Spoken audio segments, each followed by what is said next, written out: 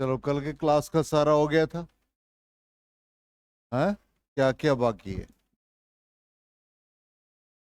10 minute का। और तुम लोगों का सबका कंप्लीट है? कौन से दिन का छूटा हुआ है तुम्हारा, आर्यन? तुम्हारा? चलो, कल प्रिंसिपल ऑफ रिवर्सिबिलिटी का ये एक्सप्रेशन बता दिया था। मल्टीपल मीडिया का अब इसी पर क्वेश्चन भी है। आज के क्लास में हम लोग क्वेश्चन भी करेंगे।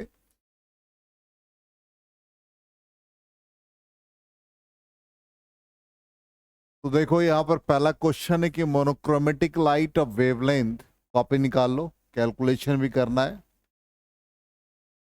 589 nanometer is incident from air on a water surface. What are the wavelength, frequency, and speed of reflected and refracted light?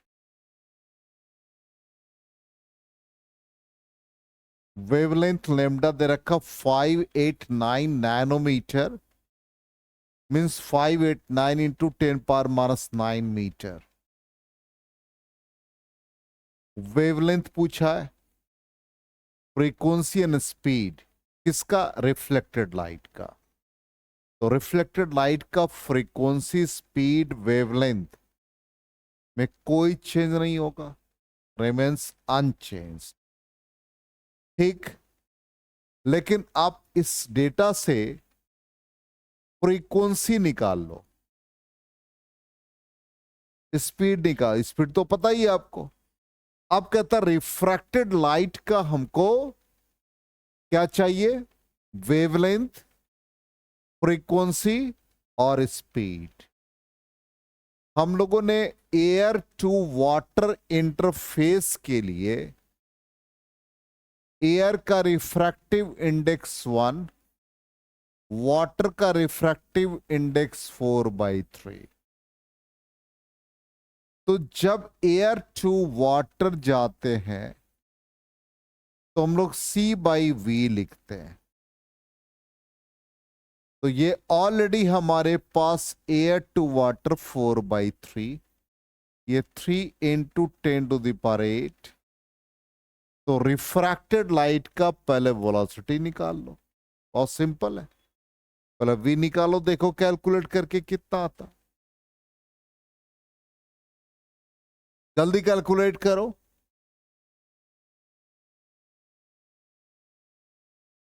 V का वैल्यू फाइंड करो। 9 इंटू 10⁸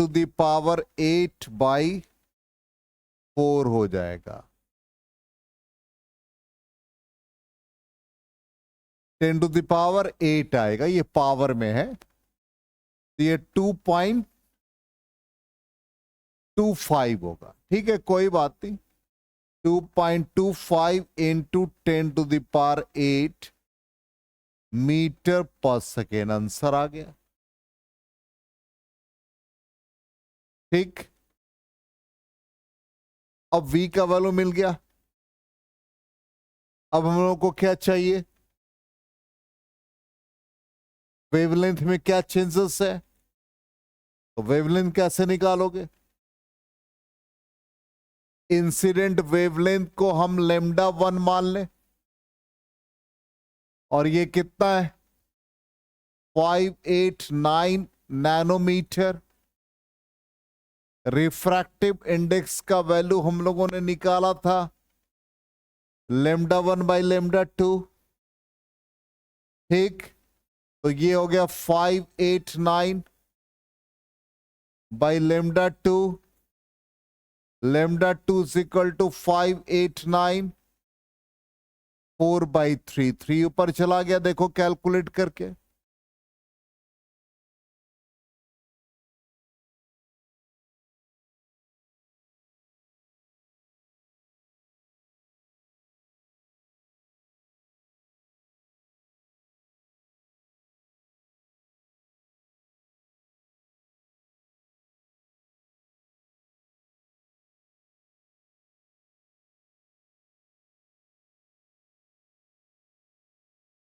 यही आएगा। वो एक्चुअली ये डेटा 2.26 पर है, उससे आपको मतलब एग्जैक्टली ये 4/3 हम लोग कर रहे हैं, वहां पर 1.44 यूज किया गया, तो ये आपका कैलकुलेट करके 441.75 नैनोमीटर आ गया।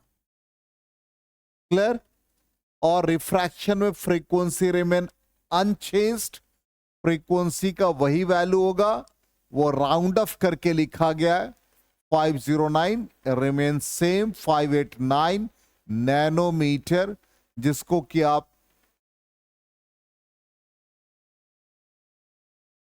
हर्ज में देखो तो कन्वर्ट करके कितना आ रहा है। अच्छा वेवलेंथ दे रखा, फ्रीक्वेंसी निकाले नहीं, सॉरी। हाँ, तो सी मीडियम में v is equal to nu lambda, तो मीडियम में वेवलेंथ कितना है, या c is equal to nu lambda, दोनों से आप निकाल सकते हो। तो ये 3 × 10⁸ इज इक्वल टू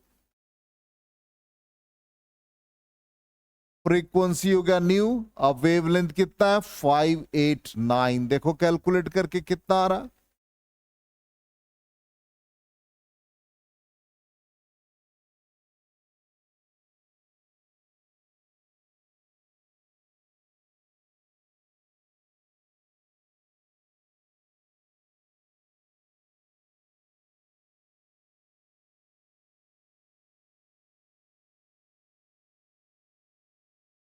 कितना?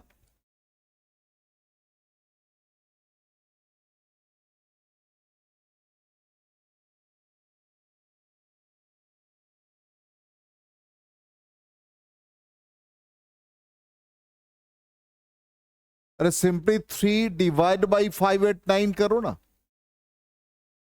है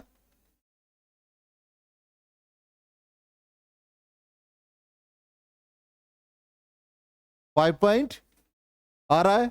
चलिए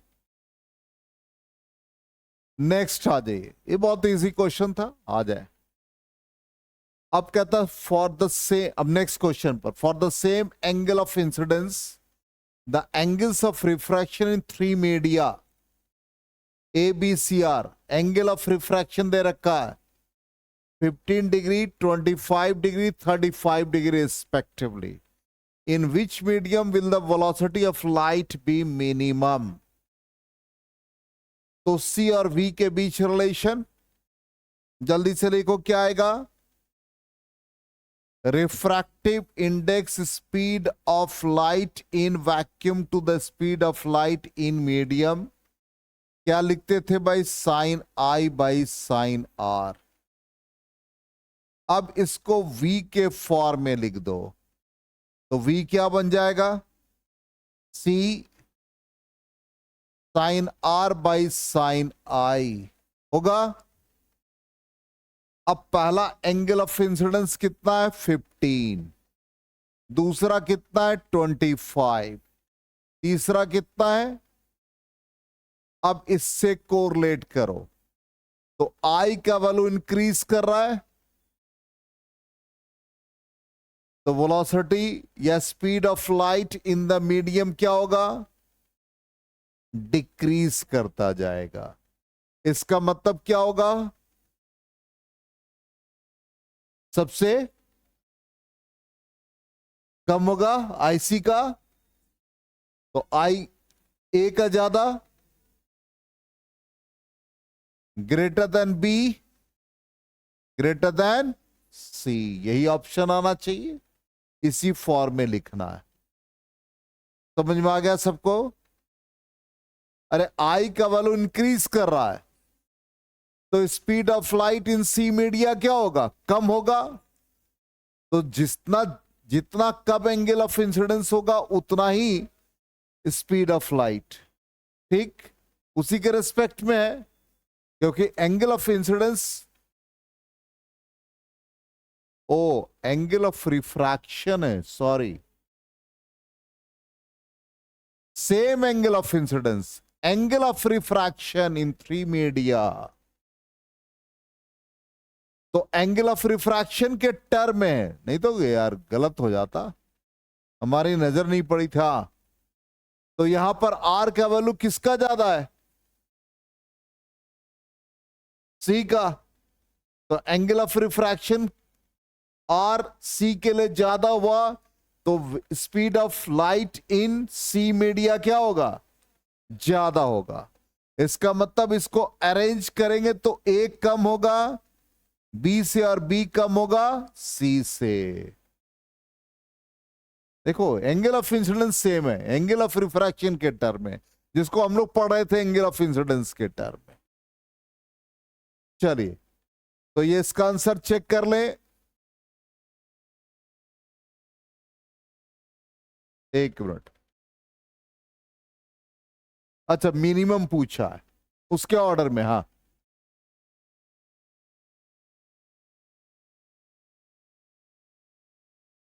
हाँ, पावर में एक्चुअली वहां पर 10⁻².26 इंटू 10⁻8 है। ठीक, कितना पावर? अरे ठीक है, कितना पावर आ रहा? May be wrong. 10⁻11 आ रहा है, तो 10⁻11 हर जी होगा। हो सकता है एरर हो। चलिए, नेक्स्ट क्वेश्चन। अब देखो, ये बहुत मल्टीपल मीडिया के लिए। अरे बातचीत नहीं करो। अब यहां पर air to oil, oil to water, water to glass and glass to air, इतने मीडिया।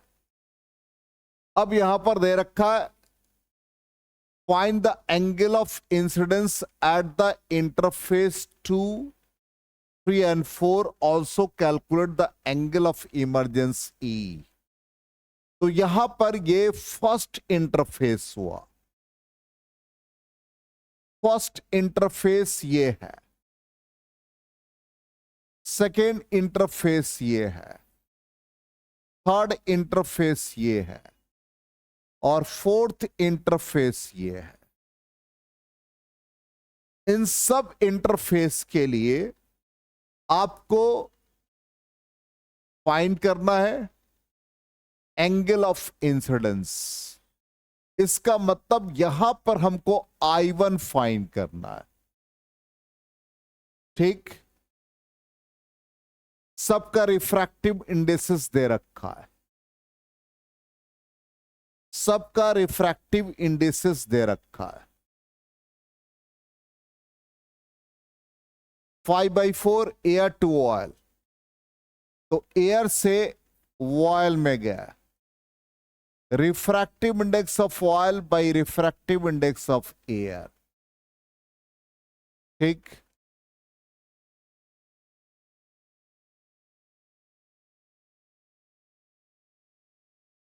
इसका वैल्यू है 5/4।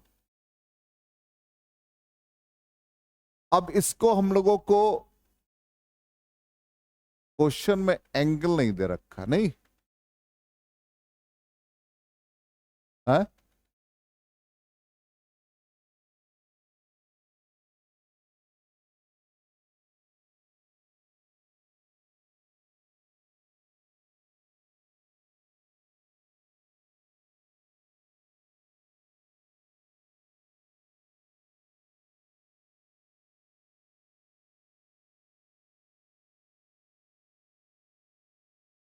अच्छा, कोई बात नहीं,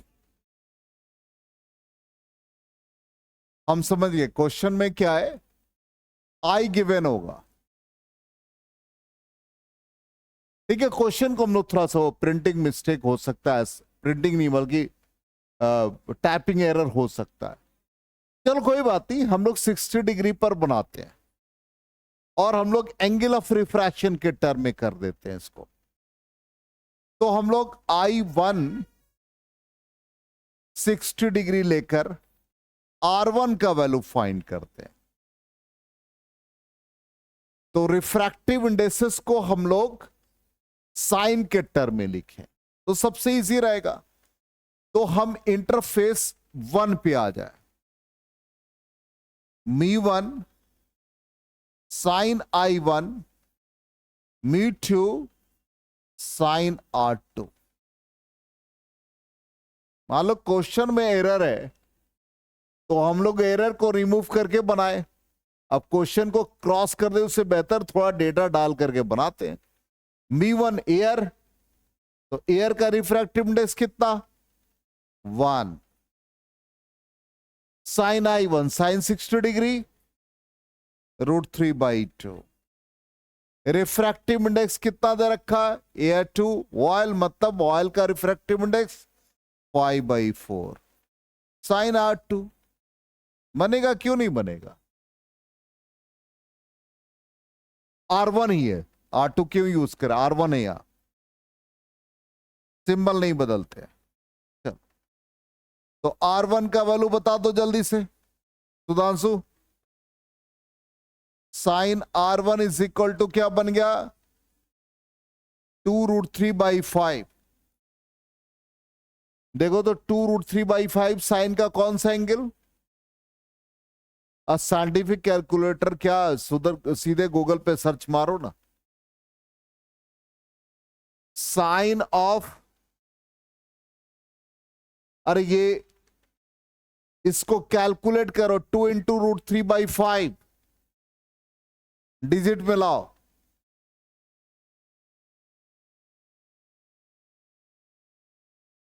टू √3/5 को कैलकुलेट करके देखो क्या आ रहा है।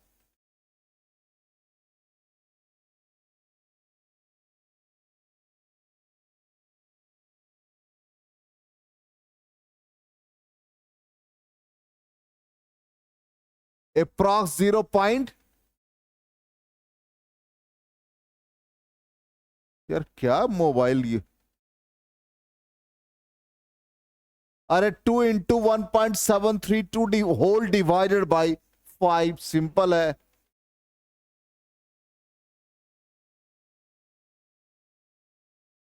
जीरो 0.69, 0.7, देखो इसका कैलकुलेशन ज्यादा फास्ट है। हाँ, अब गूगल पे सर्च करो कि साइन का 0.7 कितना एंगल होगा, बस। साइंटिफिक कैलकुलेटर नहीं है तो ऐसे ही करो। अरे सिंपल साइन ऑफ 0.7 करोगे अपने आप आ जाएगा।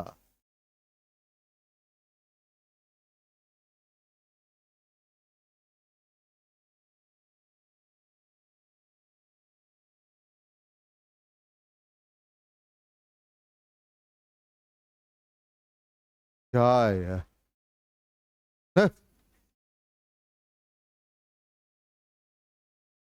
लो करो कैलकुलेट, पासवर्ड खोल दिए, देखो तो नेट चल रहा है ऊपर, नेट का सिग्नल है।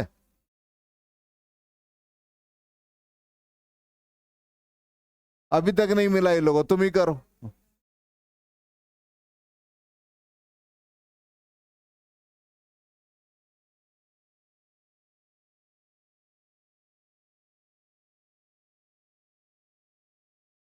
नहीं मिला,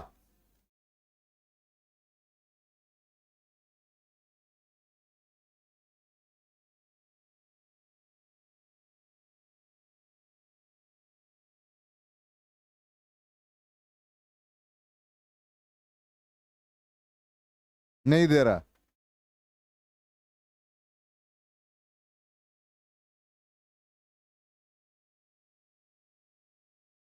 कोई बात नहीं,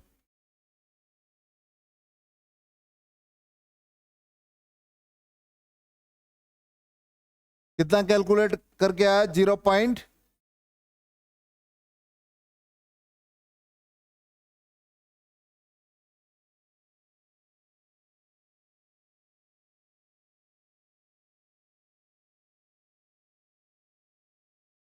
$0.7।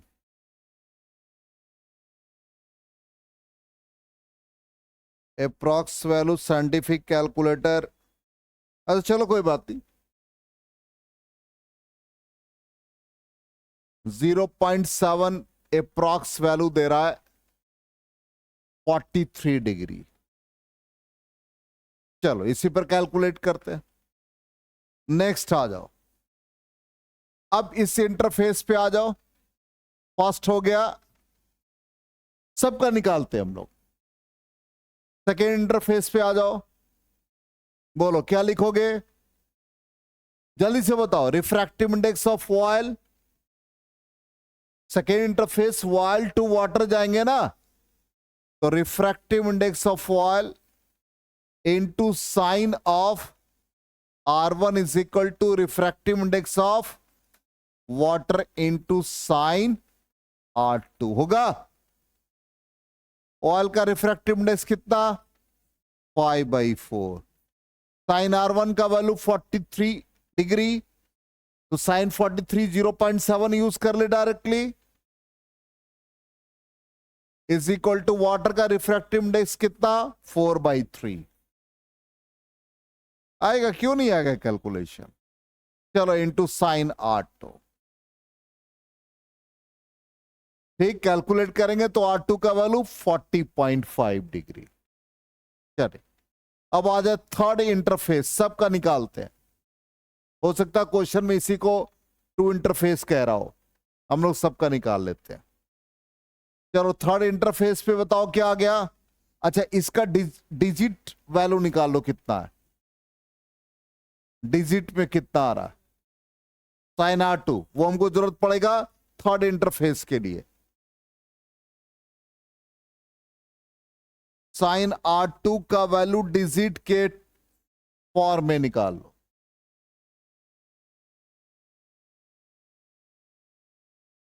.65 जो कि हमारा 40.5 डिग्री है। चलिए नेक्स्ट आ जाए थर्ड इंटरफेस।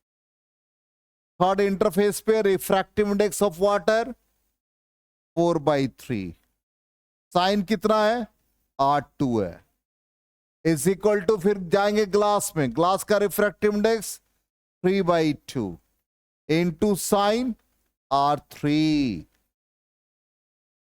ठीक, साइन R2 का वैल्यू कितना, 0.65, 3/2 साइन R3। इसका ही वैल्यू ले लो, कितना आ रहा है कैलकुलेट करके, 0.57, तो साइन R3 0.57 और ये हमारा 35.3 डिग्री। ठीक, अब कैलकुलेट करके देखते हैं हम लोग ई कितना आ रहा है, अपने आप सारा हमारा डेटा पता चल जाएगा क्या है। अब आ जाओ ग्लास, ग्लास कितना, 3/2 साइन R3 0.57, ठीक, इनटू एयर का रिफ्रैक्टिव इंडेक्स 1 साइन ई। देखो कितना आ रहा वैल्यू कैलकुलेट करके,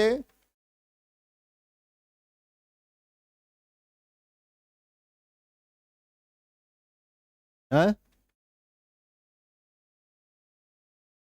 85.5, 0 पॉइंट, तब आई 85 कह रहा है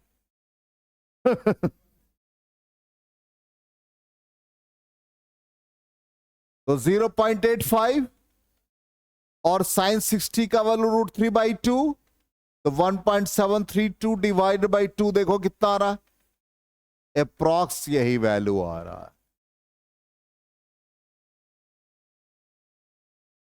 60 के आसपास आ गया, तो एंगल ऑफ इमरजेंस भी कितना आ गया हमारा, 60 डिग्री। और ऐसे एंगल ऑफ इमरजेंस निकालने की जरूरत नहीं पड़ती है, जो एंगल ऑफ इंसिडेंस का वैल्यू होता है वही एंगल ऑफ इमरजेंस का होता है।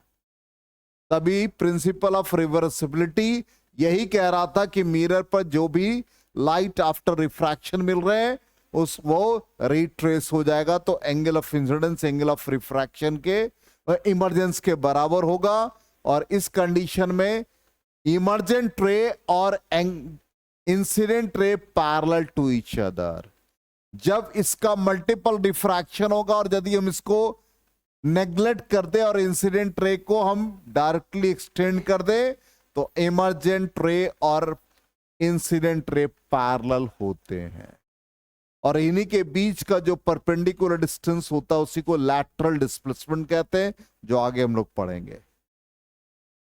तो क्वेश्चन में एरर है तो क्वेश्चन को छोड़ना नहीं चाहिए, अपने तरीके से उसको हम लोग 60 डिग्री गिवन नहीं था, हम लोग बना लिए, ऑलमोस्ट वही है। चल अब आ जाए नेक्स्ट, हो गया।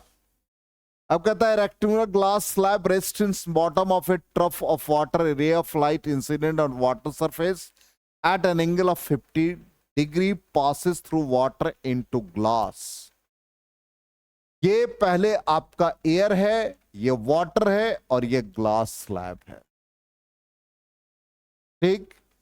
अब कहता है calculate the angle of refraction in the glass surface, जिसका कैलकुलेट करके ये डिग्री में, इनफैक्ट वो जब हम इसको इक्वेशन राइटर पे ले जाते हैं ना, तो ये मिस्टेक हो गया, ये हमारा 43 डिग्री आता है और ये हमारा 30.7 डिग्री आएगा। अब यहां बातचीत नहीं, यहां से स्टार्ट कर रहे हैं। एंगल ऑफ इंसिडेंस हमको 50 डिग्री दे रखा है, यहां का एंगल ऑफ रिफ्रैक्शन निकालेंगे, ये हमारा एंगल ऑफ रिफ्रैक्शन आर और ये हमारा आर, इस मीडिया में आर डैश हो जाएगा। इसका मतलब हमको आर और आर डैश का वैल्यू चाहिए। तो सबसे पहले हम एयर टू वाटर आ रहे हैं, एयर का refractive index 1 into sine 50 degree is equal to, ध्यान से, इज इक्वल टू, इस मीडियम में वाटर है, वाटर का refractive index 4/3 into sine R. अब साइन आर का वैल्यू देखो कितना हो गया, 3/4 इंटू साइन 50 डिग्री। अब ये तो गूगल पे सर्च करोगे तो आ जाएगा साइन 50 डिग्री का वैल्यू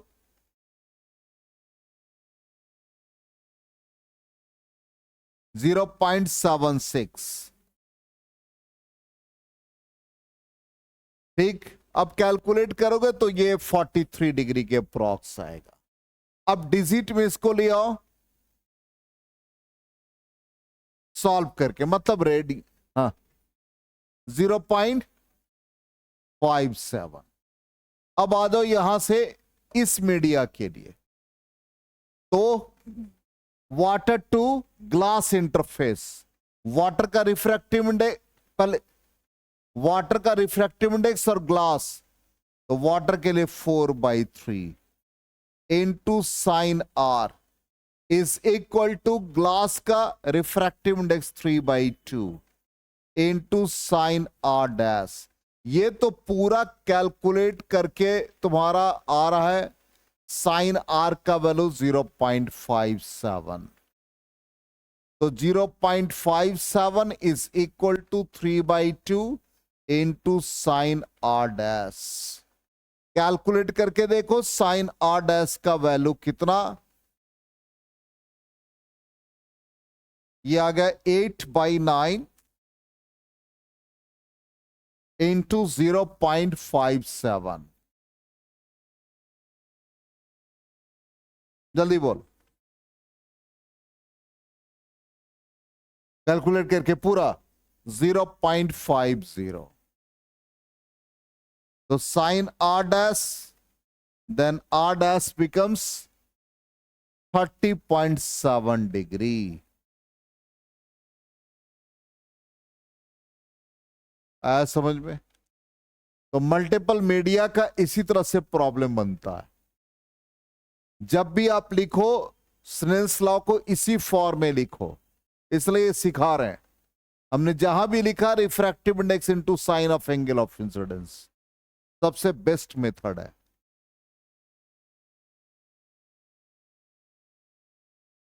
चलिए अब आ जाए next, real and apparent depth. Real and apparent depth क्या है? सिंपली एक ग्लास में एक क्वाइन है, ठीक। ये क्वाइन अपने रियल पोजीशन ओ पर है। जब यहां से रे ऑफ लाइट एंटर कर रहा है डेंसर टू रेयरर, तो अवे फ्रॉम द नॉर्मल ये डेविएट हो जाता है और फाइनली यहां पर रे डायग्राम को समझो, नहीं तो हम रे डायग्राम फिर से ड्रॉ करते हैं। ये हमारा वाटर एयर इंटरफेस है। यहां पर एक क्वाइन है, एक ग्लास ऑफ वाटर में। अब इसका यदि नॉर्मल इंसिडेंस होगा तो रिफ्रैक्शन नहीं होगा। अब यहां से रे ऑफ लाइट एंटर किया, after refraction bends away from the normal, denser to rarer, away from the normal. अब इसी को हम बैकवर्ड ड्रॉ कर दे, जहां पर ये मिलता है वहीं पर इसका इमेज फॉर्म कर रहा है। ये रियल पोजीशन है, इस फेस से या इस सरफेस से यहां तक का ये वैल्यू रियल डेप्थ कहलाता है। यहां से यहां तक का वैल्यू अपरेंट डेप्थ कहलाता है। तो जो शिफ्ट होता है इसी को हम लोग नॉर्मल शिफ्ट कहते हैं, कि इमेज रेस कर रहा ऊपर और वो डिस्टॉर्टेड होता है। तो उस कंडीशन में जो इमेज ऊपर नजर आ रहा है वो रियल डेप्थ और अपरेंट डेप्थ का डिफरेंस है। यही हम लोगों को शिफ्ट निकालना है। कंडीशन ये है कि ऑब्जर्वर रेयर मीडियम में है और ऑब्जेक्ट हमारा डेंसर मीडियम में। समझ में आ गया? यही कहता real depth and apparent depth. ठीक। नॉर्मल शिफ्ट का मतलब क्या हुआ? कितने distance the height through which an object raises या image raises above the object. या हम कह सकते हैं कि जितने हाइट्स का या जितना डिफरेंस रियल डेप्थ और अपरेंट डेप्थ का है उसी को नॉर्मल शिफ्ट कहते हैं। अब ये वैल्यू हम लोग निकालेंगे। तो कहता है if object and observer are situated in different media, then due to refraction object appears to be displaced from its real position। और यही नॉर्मल शिफ्ट है। और ये नॉर्मल शिफ्ट कहता है the height through which an object appears to be raised clear in denser medium due to refraction is known as normal shift। ठीक है। अब इसका वैल्यू हम लोग निकालेंगे। पहला कंडीशन यही है कि ऑब्जेक्ट हमारा डेंसर मीडियम में और ऑब्जर्वर रेयर मीडियम में, जो कंडीशन है। अब यहां पर इसके वैल्यू को हम लोग फाइंड करेंगे। तो यहां पर फाइंड करने का तरीका क्या है? सबसे पहले वैसे ही इंटरफेस पे जाएंगे। ये हमारा डेंसर मीडियम है और ये हमारा रेयर मीडियम। अब रिफ्रैक्टिव इंडेक्स के टर्म में लिखते हैं। डेंसर मीडियम का refractive index into sine of angle of incidence is equal to refractive index in the rare medium and sine of angle of incidence या रिफ्रैक्शन जो भी है। अब यहां पर देखिए ध्यान से, हम लोग रिफ्रैक्टिव इंडेक्स को लिखते हैं डेंसर टू रेयर। तो यहां पर हम लोग mu D by mu R लिख देंगे। तो ये आ जाएगा sine R by sine I. ठीक। अब आर एंगल ऑफ रिफ्रैक्शन, ये हमारा एंगल ऑफ रिफ्रैक्शन, ये एंगल ऑफ इंसिडेंस। तो यहां पर बाई ज्योमेट्री ये लाइन पैरेलल है तो ये भी एंगल हमारा आई हो गया, और ये हमारा एंगल आर है तो ये भी आर हो जाएगा। ठीक। अब इसमें साइन आर का वैल्यू निकालेंगे तो ये हमारे लिए परपेंडिकुलर हो गया ए बी। ठीक। और हमारे 90 डिग्री के सामने हाइपोटेन्यूज हो गया बी आई। साइन आई का वैल्यू देख लो क्या आ रहा है। साइन आई का value A O, sine I sorry ये भी ए बी होगा और ये हो जाएगा ओ बी। चेक करो। ठीक है, यहां तक A B cancel, O B by I B. ठीक, ए और बी काफी अप्रोचेस होता है, काफी नियरर होता है, ए और बी काफी नियरर होता है। इसका मतलब यह है कि O B approximately O A, I B approximately I A. O B की जगह पर क्या आ गया? ओ ए। आई बी की जगह पर क्या आ गया? आई ए। ओ टू ए क्या है? रियल डेप्थ है। ओ टू ए क्या है? रियल डेप्थ है। आई टू ए क्या है? अपरेंट डेप्थ है। इसका मतलब लेफ्ट साइड में जो हम लोगों ने इक्वेशन को कैरी किया है, डेंसर टू रेयरर क्या रिप्रेजेंट कर रहा है? म्यू। इसका मतलब refractive index is the ratio of real depth to the apparent depth. ये मिल गया। अब हम लोग को नॉर्मल शिफ्ट फाइंड करना है। अब नॉर्मल शिफ्ट फाइंड करने के लिए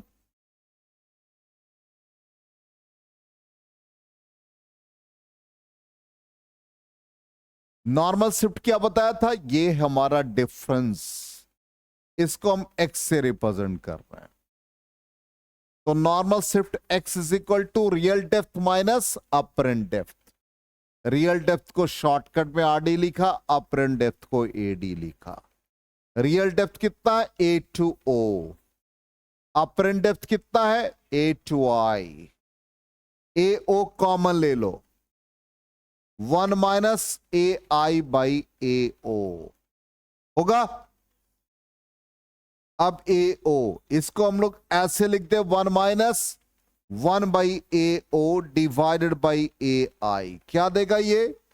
ए ओ का मतलब क्या हुआ? पूरा वाटर का डेप्थ, इसका मतलब thickness of the denser medium. इसको हम लोग टी से रिप्रेजेंट करेंगे। और ए ओ या ओ ए बाई ए आई क्या देगा? म्यू को रिप्रेजेंट करेगा। इसलिए हमारा नॉर्मल शिफ्ट का वैल्यू कितना आ गया? T into 1 minus 1 by mu. ये याद रखना है।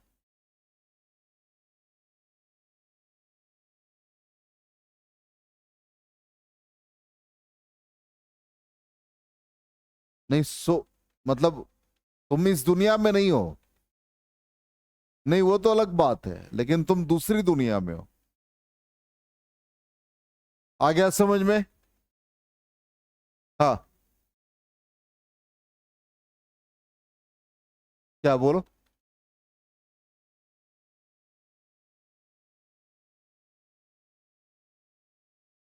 हो गया?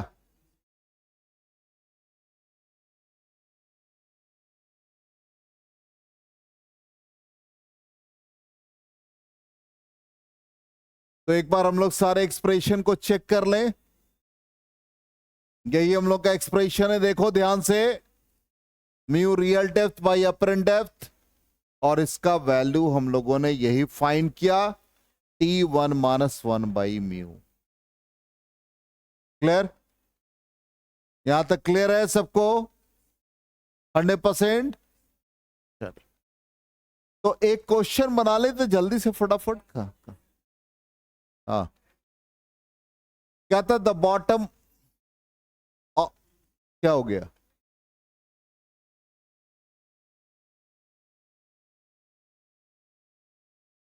तबीयत ठीक है ना?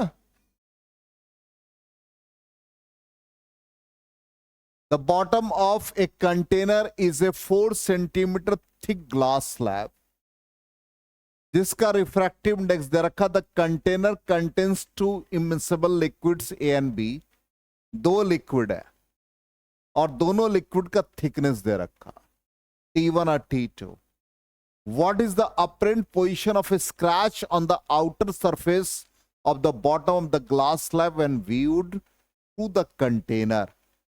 Simply आपको ये क्वेश्चन कह रहा है कि यहां पर एक कंटेनर में दो लिक्विड है, दोनों लिक्विड मिक्स्ड है, एक और दूसरा लिक्विड।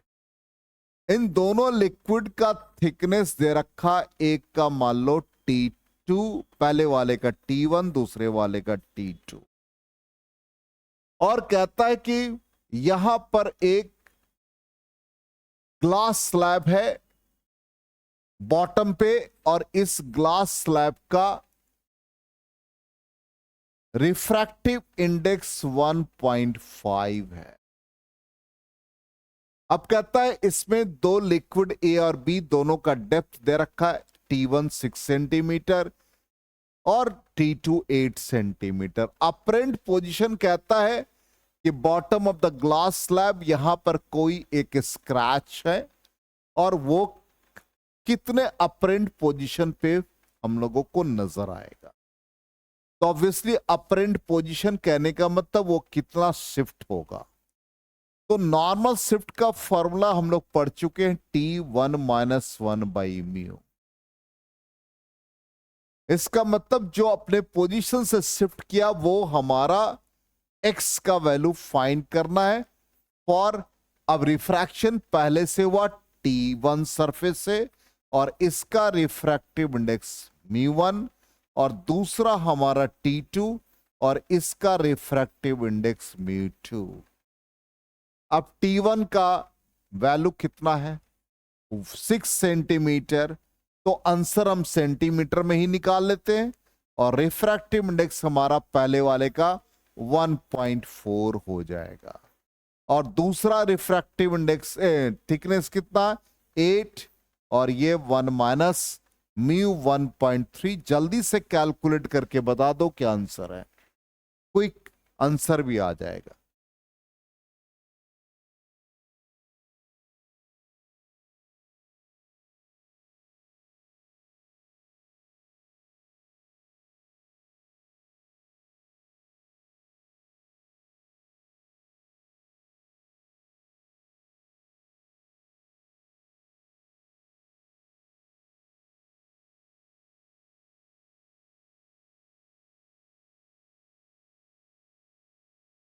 अच्छा, एक और भी तो हमारा नीचे ग्लास स्लैब भी तो है, हाँ उसका भी दे रखा है भाई। इसीलिए तो अभय को कह रहे थे ये क्या कर रहा है ये बच्चा। 1 माइनस μ3 यहां भी ऐड हो गया, इसका थिकनेस दे रखा है, कितना है इसका, 4 सेंटीमीटर, और ये 1 माइनस 1.5 ग्लास स्लैब बिल्कुल ऐड होगा। ग्लास स्लैब से भी तो पास करेगा, स्क्रैच तो वही है। 3 इंटरफेस हो गए।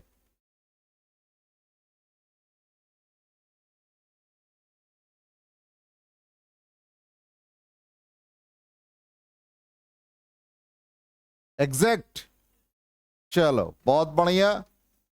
4.89 सेंटीमीटर कैलकुलेट करके आ गया लोगों का।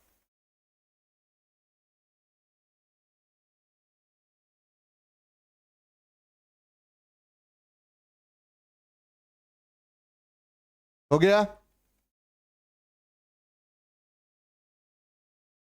आ गया 4.89। आंसर हम लोग चेक कर लेते हैं। बिल्कुल सही जवाब है, 1 करोड़ रुपए मिल गए। हाँ चलिए, अरे 1 करोड़ नहीं मिला तो कोई बात नहीं, भविष्य में मिल जाएगा। अब आ जाओ नेक्स्ट क्वेश्चन, एक क्वेश्चन और कर लेते भाई। कहता है mark is made on the bottom of a beaker and a microscope is focused on it. The microscope is raised through 1.5 centimetre. Microscope को 1.5 सेंटीमीटर रेज कर दिया, तो उस कंडीशन में कहता to what height water must be poured into the beaker to bring the mark again into focus. तो उस condition में कहता है जो हम लोगों ने शिफ्ट निकाला था, नॉर्मल शिफ्ट, तो माइक्रोस्कोप जितना शिफ्ट हुआ वो नॉर्मल शिफ्ट है, वो हमारा हो गया 1.5 सेंटीमीटर।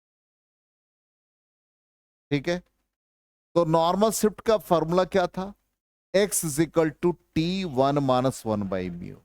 तो वही कहता है कि कितना हाइट तक वाटर को डाले, इसका मतलब कितना थिकनेस होगा मीडियम का।